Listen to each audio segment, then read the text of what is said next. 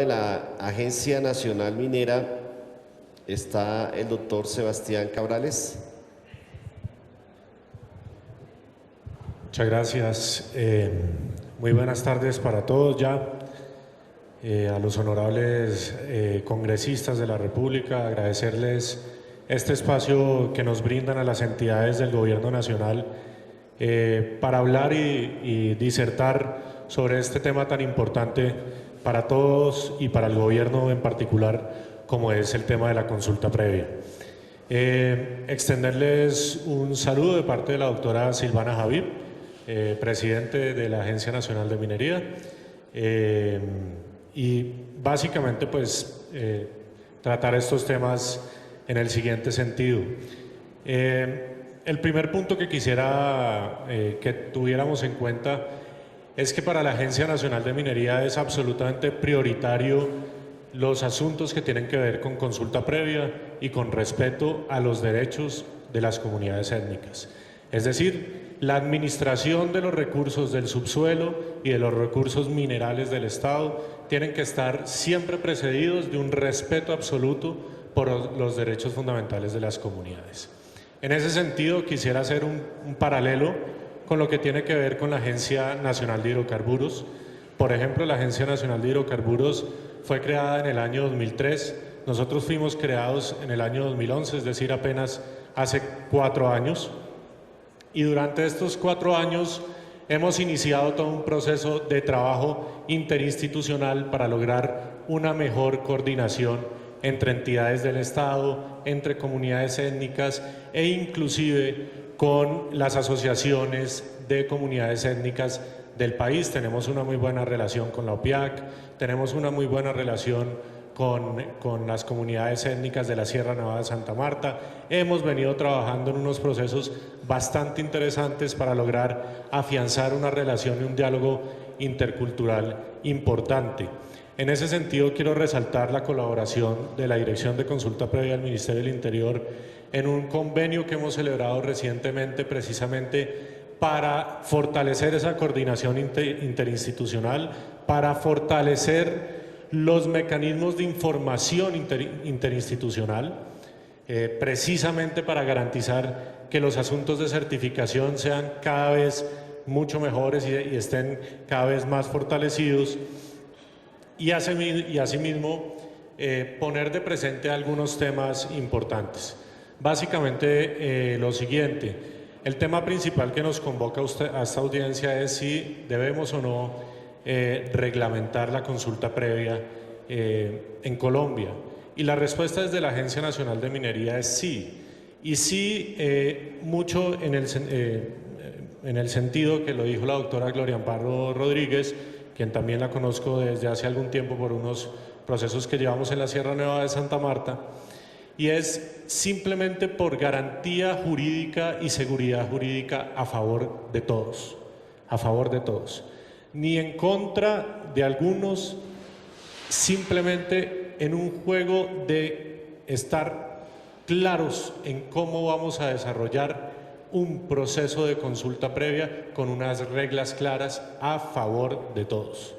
¿Por qué lo digo? Miren, por ejemplo, en los temas de procedimientos administrativos internos que tenemos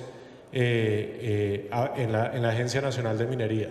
existe una figura como es las zonas mineras indígenas, una figura creada por el Código Minero a favor de las comunidades étnicas, donde las comunidades étnicas son quienes solicitan la conformación de esa zona minera indígena. Hoy en día, por ejemplo, no hay claridad jurídica sobre si requerimos o no hacer consulta previa para los casos donde son las mismas comunidades étnicas quienes nos están solicitando que cumplamos con el deber de declarar las zonas mineras indígenas, lo que se constituiría como en una consulta previa yo con yo, ¿sí?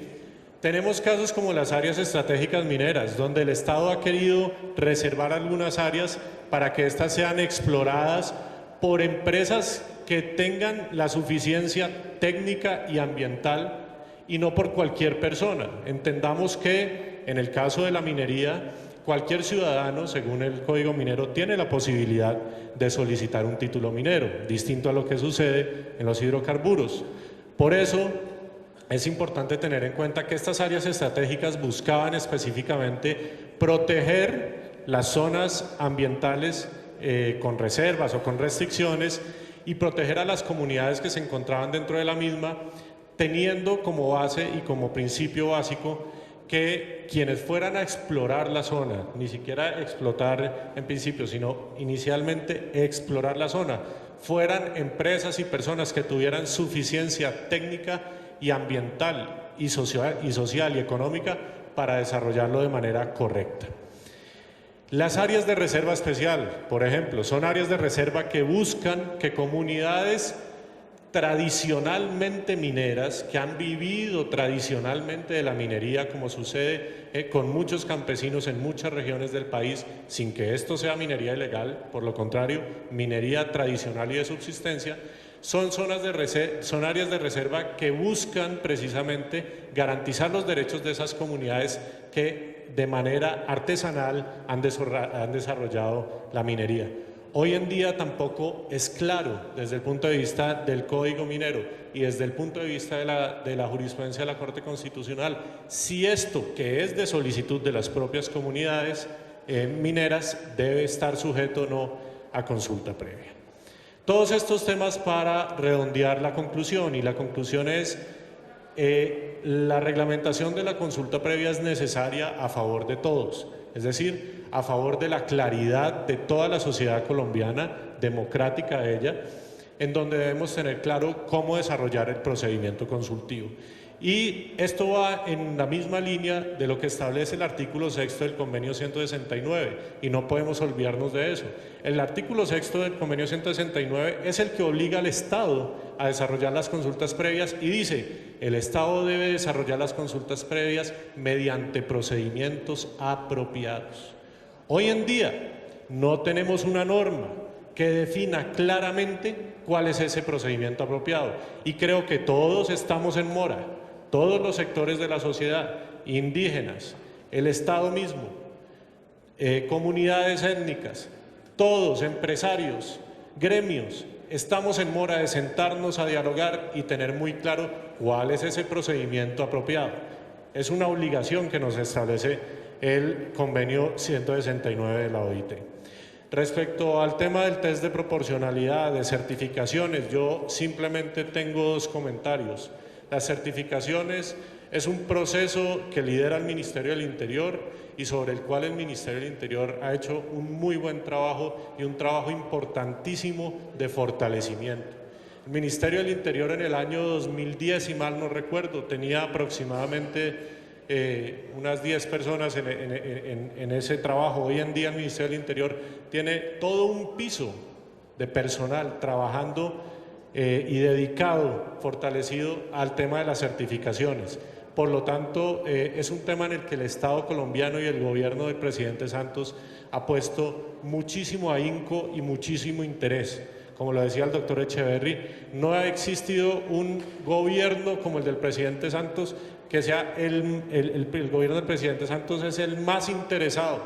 en garantizar que las comunidades étnicas sean respetadas y que los derechos de las comunidades étnicas, los derechos fundamentales, sean siempre garantizados. Eso es muy importante y en eso el Estado colombiano y el Ministerio del Interior ha crecido mucho. Respecto al test de proporcionalidad, mi único comentario es: la jurisprudencia constitucional ha establecido unos remedios constitucionales y unas reglas jurisprudenciales sobre cómo proceder cuando no existen acuerdos o sobre cómo proceder cuando las comunidades étnicas no desean, por X o Y razón, asistir a los procesos de consulta previa. La Corte Constitucional ha sido muy clara que los procesos de consulta previa, a pesar de no tener término, no deben ser infinitos y no deben dejarse en suspenso para las partes, ni para las comunidades étnicas, ni para los interesados, ni para el propio Estado. Entonces, el test de proporcionalidad simplemente es un mecanismo, un remedio constitucional que estableció la propia Corte Constitucional, y que ese remedio constitucional se ve reflejado a través de la Directiva Presidencial 10 de 2013 como un desarrollo de esa regla jurisprudencial sobre la necesidad